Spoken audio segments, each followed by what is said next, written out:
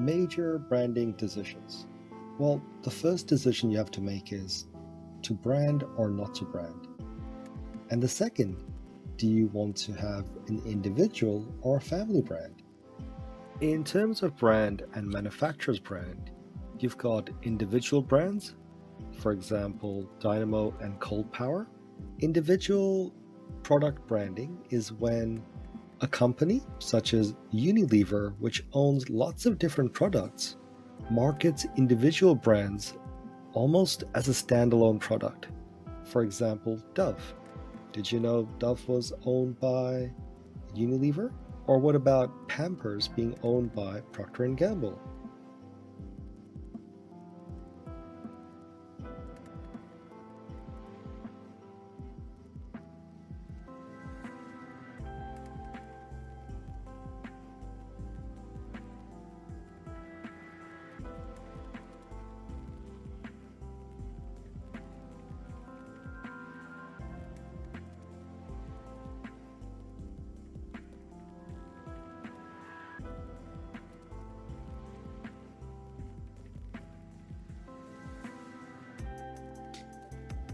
In terms of family brand, so examples are General Electric or Sony. In family brand, all products are marketed under the same company or the same umbrella, as to put it. For example, think of all the products that Sony has, whether it's televisions, PlayStation, or even their laptop. It all comes under the same family brand, i.e., Sony.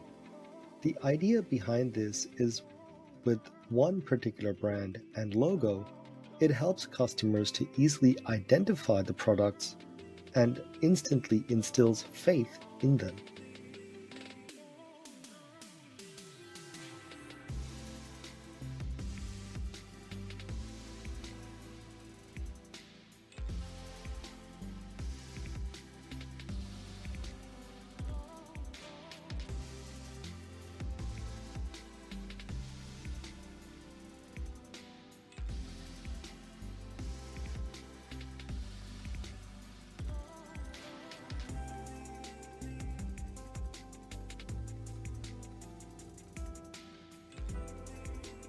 The third category is combination, which is family as well as individual brands.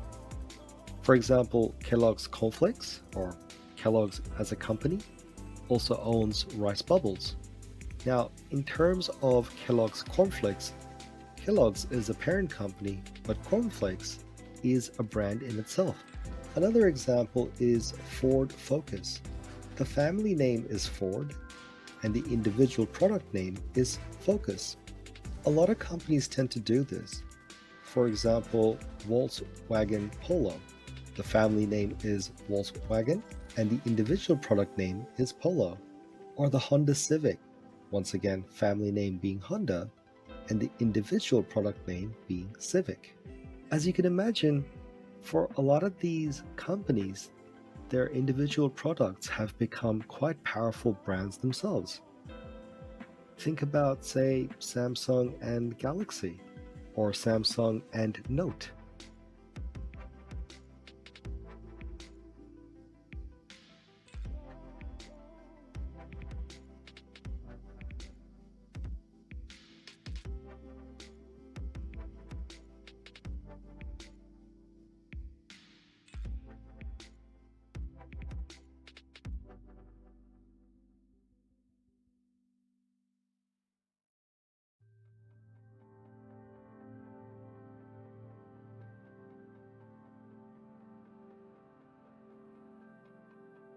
In terms of no brand, private brand, you also have individual brands, such as Starbucks Specialty Blend Coffee Beans, or family brand, for example, Innerwear Regatta Sport, or combination of family and individual, for example, Harvey Norman or Kenmore.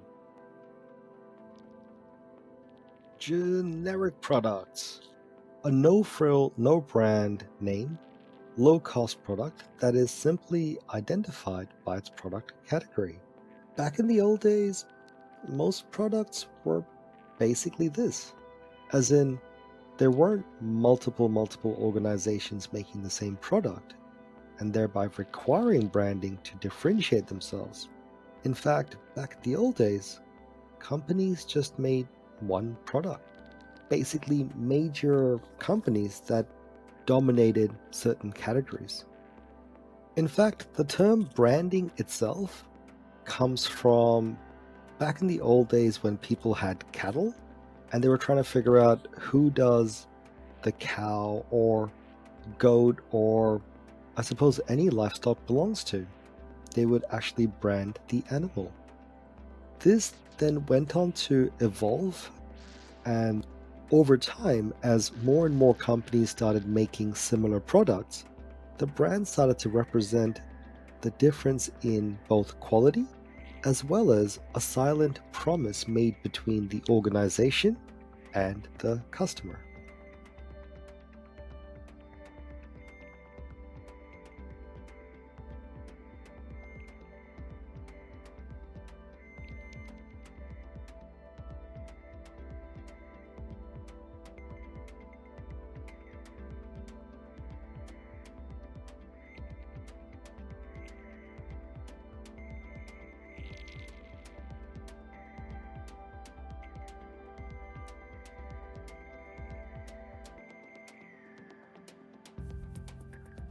Characteristics of a generic product.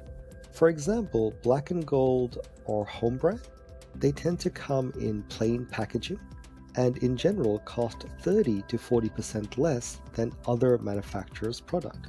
You'll often find big businesses such as Kohl's and Woolies developing their own home brand line based on market research conducted, predominantly through secondary research to figure out what products are selling, at what volume, and in which location, along with frequency and potential profit margin to work out which generic products to create themselves.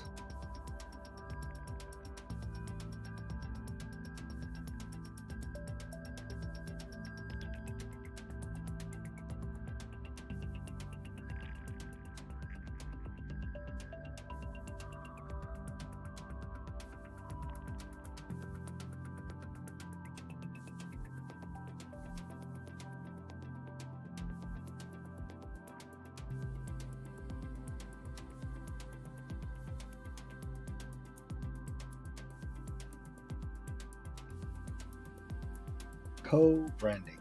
Placing two or more brand names on a product or its packaging. There are three different types of co-branding. The first one, ingredient branding. This is where companies will use specific ingredients as part of their branding ploy or as part of their unique selling proposition. For example, guarana is a Brazilian plant native to the Amazon basin.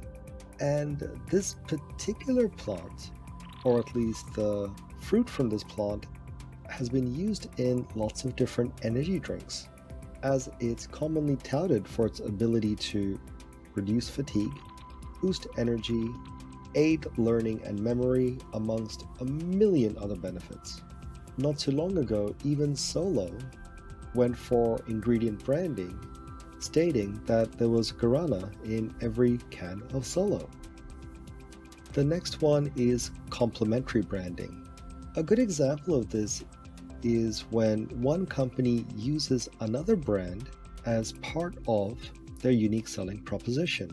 For example, have you ever noticed companies like HP or Dell saying that there is Intel inside their computers? So for those of you who don't know, Intel is a chip manufacturer making processors that allow our computers and laptops to work. In co-branding, two or more organizations may share a promotion together. For example, stay at Hilton Hotel and get 20% off on your next Hertz car hire. The idea or concept behind this is you take two brands who are not competing in the same industry, but their customers or consumers may be interested in both products. and thereby it's a win-win situation for both the brands to work together. The advantage of co-branding is that it has the ability to not only get two organizations working together, but they end up sharing the risk, generate a lot of interest amongst both of their consumer groups, which comes from increased sales. There can also be greater trust in regards to the product as two big brands are coming together, and there can also be technological benefits. Another example of co-branding is the Toyota 86. This car was made in partnership with Subaru, which allowed them to not only share the cost, but also share the excitement. This meant that customers of both organizations were able to purchase a product, in this case a car, that had the best of both organizations.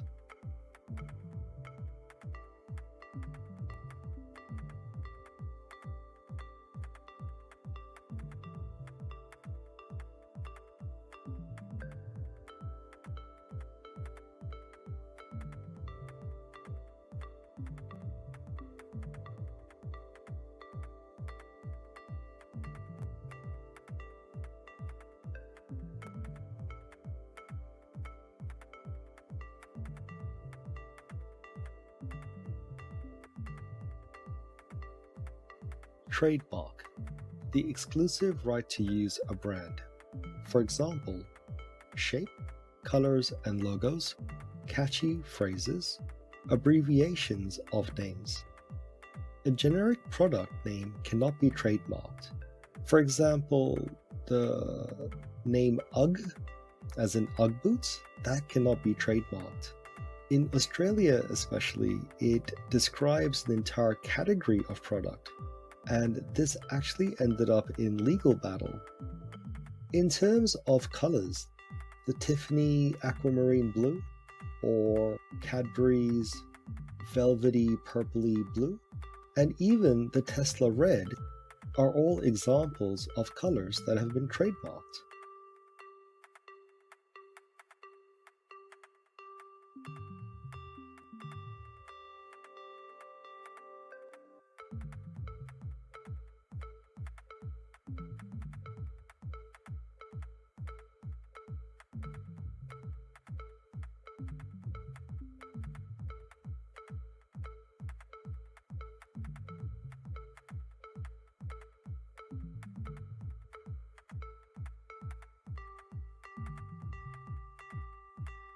Service mark.